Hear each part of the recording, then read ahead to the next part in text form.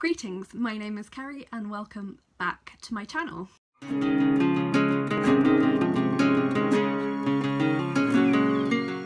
Today I have for you a book review. This is a book called The House on Rosebank Lane by Millie Gray. So just a quick disclaimer, I was sent a free copy of this book by the publisher in exchange for my honest review. So this is published by Black and White Publishing, who are a small UK-based independent publisher.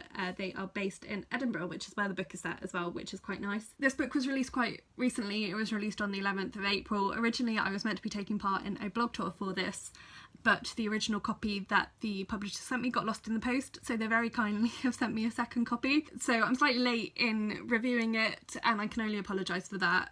I don't know what happened to the first copy, but I have read it now and I'm ready to review it.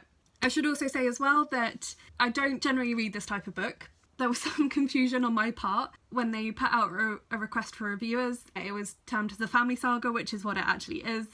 In my head, family saga meant something slightly different. I don't know if you read books like the ones by Kate Morton or Lucinda Riley, where it covers like it's sort of historical fiction but set over different generations, and there's usually a mystery involved and it jumps between the different time periods. In my head that was what it meant by family saga, which I don't know what else you would term that type of book either, but when they sent through a bit more information and I realised that it's sort of not quite that type of family saga, it's a different type of family saga, I was in two minds about whether to request a copy or not. But I thought, you know, in the end, what's the worst can happen? It could broaden my reading horizons. So I like sort of challenging myself to read books that I wouldn't necessarily normally read.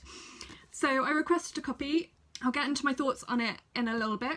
First, I'll just give you a brief synopsis. So this is set in Edinburgh. The novel starts in 1953, but it covers a span of about 20 years in the life of the main character. She's called Kirsten. At the start of the story, 1953, she essentially tricks her sweetheart into marrying her. It's not clear whether she actually, well, she tells him she's pregnant, which I think at the time she thinks she is, but then she finds out she isn't before the wedding and she doesn't tell him that she's not, so it's essentially a shotgun wedding because she's pregnant but she's not. They start their married life with this rift between her and his mother, her mother-in-law, and also a sort of a slight barrier between her and her mother, who's quite religious. So it's not their best start to their married life. And then, so essentially she's tricked him into marrying her, and after 7 years, they have a few kids together. 7 years, 3 children later, she finds herself on her own. And so she's suddenly got to make her life for herself. She's got to fend for herself. She's got to look after her children. But like the youngest child is very young.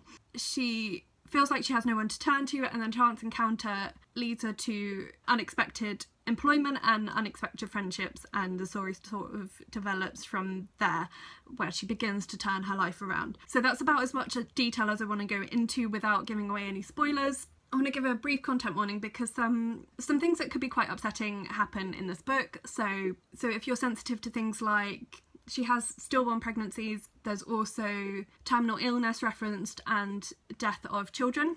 There's also references to prostitution as well. So if any of that is something that you're sensitive to, I would say it's handled quite delicately. It doesn't sort of browbeat you over the head, but that's partly the style of writing. It's written in quite a simplistic way, and that's not necessarily a negative, but it means that for me it was easier to distance myself from the emotions of the events that were being talked about because of the style of writing. But if that's something that might upset you, then maybe give this book a miss.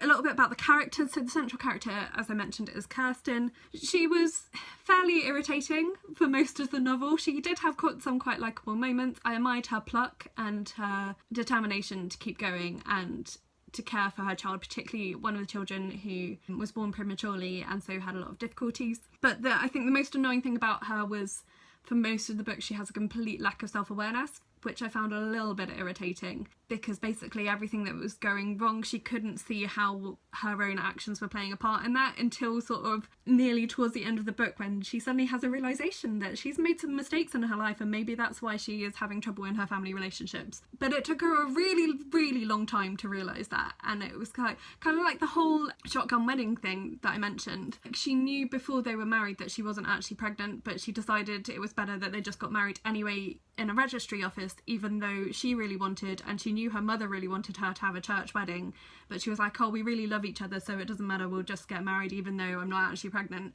And then she tells him afterwards and doesn't understand why he's upset, his mum's upset, and her mum's upset. Like, just stop and think, women. But anyway, other than that, she did have a bit of a character arc. Her character did develop and she did grow more likeable towards the end of the book when she started to actually have some self-awareness. The other characters, there was quite a wide cast of supporting characters. Unfortunately, they weren't hugely developed. This was really more a plot-based novel than a character-based. So some of the side characters did feel a little wooden. They were sort of just supporting characters, and some of them even felt a little bit like plot devices in order to support the development of Kirsten's character, who was the main character of the story. So some of the supporting characters: Duncan is the waste of space husband, Jessie is the overbearing mother-in-law, Eddie is the slightly too good to be true love interest, and they were a little bit caricatured in places. And then there's a wide cast of other characters, including Stella, Marigold, Eileen and Molly, who are sort of women that come alongside Kirsten and support her, but none of them were really developed enough for them to be that interesting to me. And then the bit that I found saddest was that sort of the focus of the story is meant to be Kirsten and her family, and Kirsten has 3 children throughout the novel that weren't really greatly developed as characters. So again, they felt more like plot devices. So there's the little boy who was born prematurely, and the eldest daughter who's resentful, and the middle child who just sort of seemed to be a bit of a pushover. Again, I wanted more about her families. I'm going a bit into my overall thoughts here, so I'm just going to move on into my overall thoughts, really, because I've branched into that. So for me, that was the biggest disappointment, that I wanted more about the ins and outs of the family, the day-to-day of Kirsten and her children, which didn't really get glossed over. I mean, it's only quite a short book, but I felt that's what I needed for it to be a family saga. It was more about, I suppose, the focus of family relationship was Kirsten's relationship with her mother-in-law and how that changed over the years, and that was quite an interesting dynamic, see how that developed. But actually I wanted more about Kirsten's relationship with her children, because that to me was what the central point of the story was. I mean, even the strapline on it is a loving home is all the family needs. Didn't really see that much about the loving home, and like with the title The House on Rosebank Lane, I assumed that was going to be Kirsten's house, but that's a completely different house where she ends up working, so that frustrated me slightly. Oh, and another thing about this, the way the book is structured, that was slightly off-putting to me, but I can understand why it's done it, that every so often, if I can find an example, when the author wanted to develop one of the side character stories, they put a little insert introducing it, like that Jessie story, so that's where it talks about her mother-in-law. I didn't feel that was entirely necessary. It sort of felt like it dumbed down the book a little bit too much for me. There are a lot of this type of book that are easy reads, and they're designed to be easy reads. They're designed to be read sort of mass market and enjoyable and quick reads and accessible to people that don't necessarily read a lot. And I think it does serve that purpose really well. But for myself, as someone who reads a lot and reads very widely and reads a lot of challenging books, it felt like it was a bit too dumbed down in places. It was, other than some of the content, it read like a YA to me. And that's not to dismiss YA, that's not to dismiss this type of book, because I know a lot of people really love this type of book, and I did enjoy it a lot more than I was expecting to. Actually, it was an easy read. It was a straightforward read. It didn't take me too long. I read it in a little over a day, and that was picking up and putting it down. So it held my interest. And I'm going to say this, and again, I'm not saying this in any sort of discriminatory way, because again, they serve a purpose. It felt like the book form of a soap opera set in the 1950s. It was very plot driven, very fast paced in terms of plot as well. I mean, it jumps periods of time so that it can focus on the key events of their life, but it did kind of feel like, how much more is the author going to throw at this poor woman to have in her life? Just event after event after event, that it was just like, okay, give the lady a break. I know she's annoying, but give her a break. In terms of what I generally read, I tend to go for character development over plot development in the books. Those are the books I enjoy more. I think that was probably one of the reasons why I'm not going to rate this higher than I did, because to me there was too much plot and not enough character development. But that's just my personal taste, and I think this, of the type of book it is a solid example. I would recommend it to people that read this particular type of family saga.